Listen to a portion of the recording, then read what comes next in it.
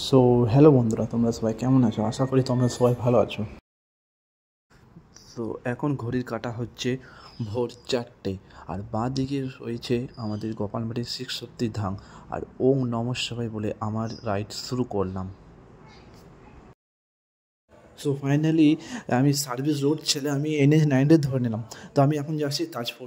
তো তাজপুর যাওয়ার আগে আমাদের মেটাপ আছে ধলাগড়, আর এই সাইডে দুর্গাপুর থেকে আমি এই দিক থেকে একাই যাচ্ছি, আর বাদবাকি সব আছে কলকাতা।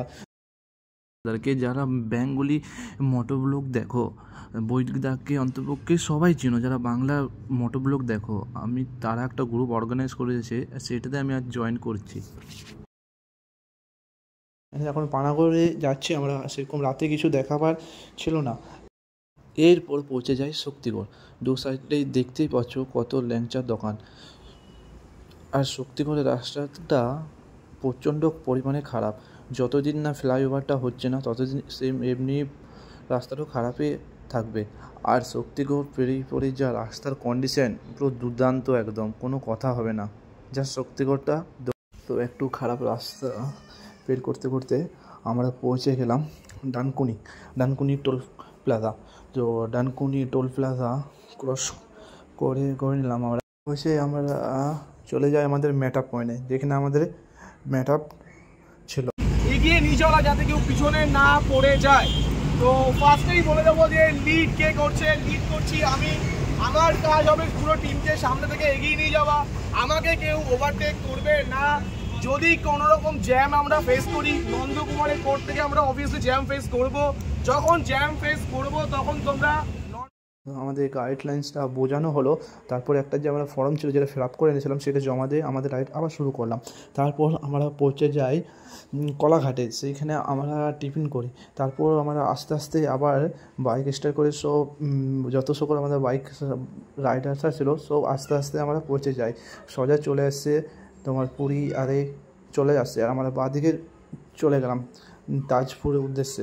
তো আমরা দেখতেই পাচ্ছ আমাদের লাইন আপটা কত সুন্দর লাগছে, আর সত্যি খুবই ভালো লাগছিলো একসাথে সব রাইড করতে। তারপর আমরা পৌঁছে যাই তোমার তাজপুরে। তো তাজপুরের দুপাশে রাস্তাটা দেখতেই পারছো কতটা সুন্দর লাগছে, দু সাইডে গ্রিনারি, আর দু সাইডে তো সমুদ্র তো আছেই। তারপর আস্তে আস্তে দুদিকে গ্রিনারি দেখতে দেখতে আমরা অনেকটা রাস্তা অতিক্রম করি। তো অনেকটা বাইক চালানোর পর আমরা পৌঁছে যাই আমাদের রিসোর্টে, যে রিসোর্টটার নাম ছিল লেক ভিউ। আর সত্যি কথা বলতে রিসোর্টটা প্রচুর পরিমাণে বড় ছিল। তো আস্তে আস্তে আমরা এন্টার করি লেক ভিউতে। আমাদের লাইন আপটা দেখতেই পাচ্ছ তোমরা যে কতটা বড় আছে। তারপর আস্তে আস্তে আমরা এন্টার করে যাই সামনের দিকটাতে। তো ডান সাইডে একটা ছোট্ট একটা লেক ছিল, আর ওই সাইডে তারপর দেখাচ্ছি আমাদের পুরো লাইন আপ হয়ে এক এক করে আমরা বাইকগুলো সামনের দিকে যাচ্ছিলাম, বাইকগুলো পার্ক করবার জন্য আমরা ওয়েট করছিলাম, এক এক করে যাচ্ছিলাম। তারপর আমাদের চলে আসে ফার্স্ট ওয়েলকাম ড্রিঙ্কস নিলাম। তারপর দেখতে পাচ্ছ আমাদের রিসোর্টের ভিউটা, চারিদিকটা কত সুন্দর ভিউ, আর খুবই বড়, সত্যিকারই বলতে খুবই বড় ছিল। সামনে ছিল সামনেটা সুইমিং পুল ছিল, আর আমি পুরো ভিডিও করছিলাম, আর খুবই সুন্দর লাগছিলো জায়গাটাতে। তারপর আমরা আমাদেরকে রুমটা দেখিয়ে দিই। তো রুমটা প্রচুর পরিমাণে, কিন্তু রুমটাও স্পেস ভালো ছিল, বড় ছিল। সামনের দিকে যে ভিউটা অসাধারণ ছিল, সামনে লেক ছিল। আর এদিকে যে রুমটা খুবই বড়, ডাবল বেড ছিল। আমাদেরকে এই রুমটাতে 4জন দিয়েছিল, 4জন শেয়ার করছিলাম আমরা। তো দেখতেই পাচ্ছ কত পরিষ্কার আরে ক্লিন ছিল রুমটা। তারপর তোমার বাথরুমটা নিট অ্যান্ড ক্লিন, একদম কোনো কথা হবে না বাথরুমটা দেখার। তো এখানে আমরা ওয়ার্ল্ড্রপটাতে আমরা জ্যাকেটগুলো রাখলাম, যে যেরকম পারছিল জ্যাকেট রাখলাম। তারপর আমরা চলে যাই সুইমিং পুলে সবাই নিজের মতন করে মজা করছিল, আমিও একটু মজা করে নিলাম। তারপর একটু মজা করার পর চারিদিকে ভিউ দেখতে দেখতে মজা করছিলাম, খুবই সুন্দর। তারপর আমিও জলে নেমে পড়লাম। জলে নেমে পড়ে আমিও কটা আন্ডার ওয়াটার ভিডিও করে নিলাম, খুবই ভালো লাগছিলো। একা ছিলাম কিন্তু মনে হচ্ছিলো না যে একাই, মনে হচ্ছে সবাই সবাইকে চিনে, এমনই মনে হচ্ছিলো সবাই সবাইকে চিনে সব। তারপর এরপর আমরা লাঞ্চে হয়েছিলো, লাঞ্চের টাইম, তো লাঞ্চে ছিল আমাদের রাইস ছিল, তারপর ঝুরঝুরি আলু ভাজা ছিল, ডাল ছিল, আলু পোস্ত আর অবভিয়াসলি মটন করেছিল আমাদের সকালের লাঞ্চে।